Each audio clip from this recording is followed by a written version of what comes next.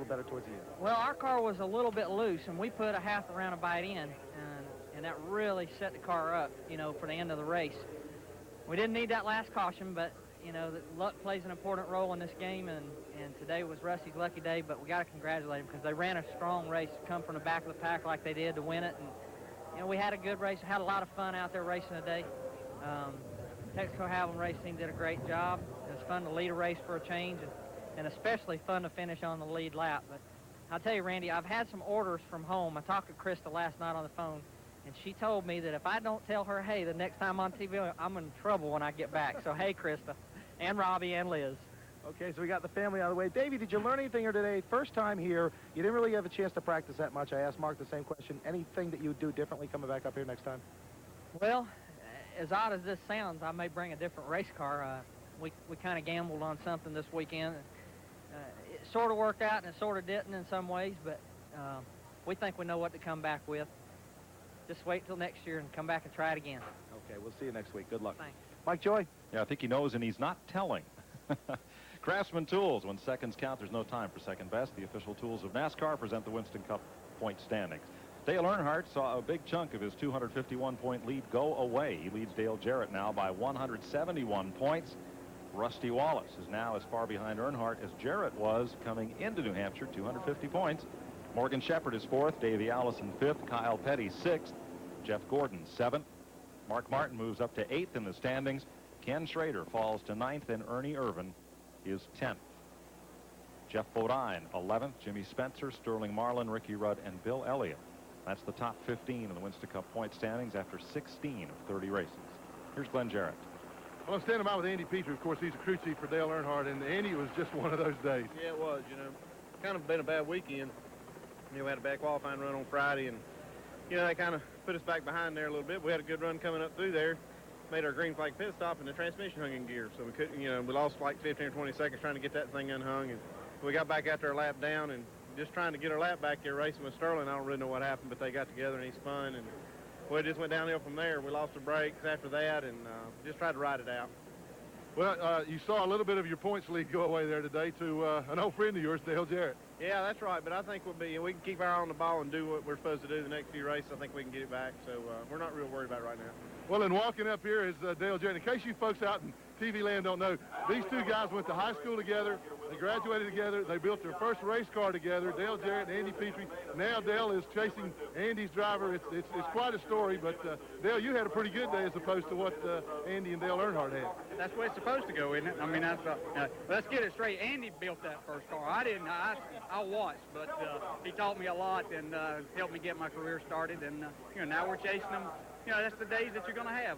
You know, a couple of times when we had bad days, they had really good days, and you know, hopefully we can close this up. I know they'd rather it not be a cakewalk. They'd rather have to work a little bit harder.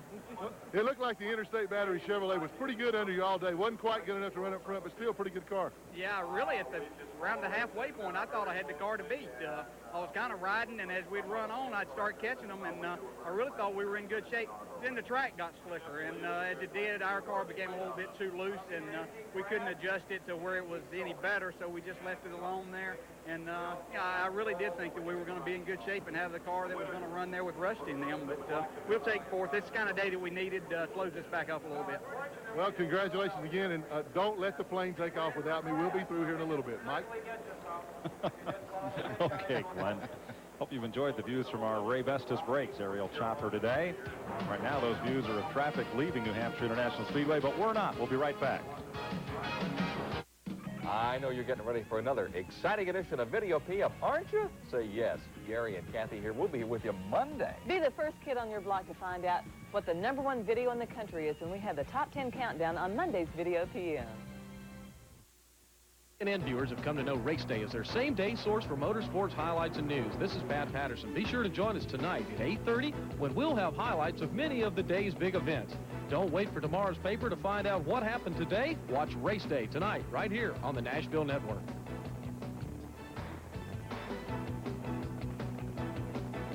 Race Day, 2nd edition, 8:30 p.m. Eastern today on TNN Motorsports.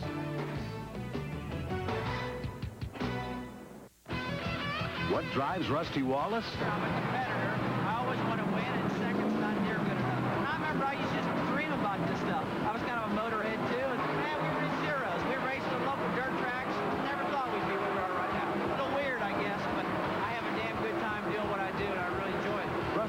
Dallas and TNN Motorsports. When it comes to live NASCAR racing, no one plays as hard. Power plays on TNN Motorsports. The Nashville Network's exclusive coverage of the Slick 5300 has been brought to you by Haviland Formula 3 Motor Oil. Add more life to your car. Pretty good show here at New Hampshire. These folks enjoyed it. They finally got to see their first Winston Cup race up here after a quarter century of waiting. And one of the fellows who helped put on the show is with Randy Pemberton. Well, Jeff Gordon did put on a show. I asked him if he was worn out. He said, no, I'm fine. But let me ask you if you're emotionally worn out, because you didn't have brakes there for a little, or at least for a good portion of that race. That must have been a little taxing on you. Well, we can't be disappointed at all. I tell you, we had a good day. All in all, we come away with another top 10 and almost pulled off another top 5 there. But I tell you, Ray Evernham and this DuPont crew, they're doing an excellent job for me in the pits and adjusting on it and get me out as quick as they can. And we just keep, picking away like we are in these top 10s. And we're gonna get further and further up there in the points. But today we just started running out of brakes, and that was our main problem. The car was off just a little bit, but not as bad as you really thought we were. I mean, the brakes just hurt us more than anything. Was the track like you thought it would be when you started this race at the finish? Was it like you thought it was going to be? Well, I didn't think it was going to tear up as early as it did. A lot of people said I think it's still going to, come up. But like the 5th lap, it started coming up, and I was glad that I was up front because it was just going to be single file for a while. And that's a shame because this track's got a lot more potential than that. And, you can do some side-by-side racing here. And I think all in all it was a good show, but, the track basically, handling-wise, yes, it was about like I thought it was going to be. But then you had to slip and slide around the marbles, and I wasn't expecting that. Okay, congratulations on a good run. Thank you. Can a rookie win the Winston Cup championship? Sure, he's running for points just like the rest of them. James Hilton finished second in the rookie chase when he was in the Winston Cup chase when he was a rookie. The Fram Filters 500K will be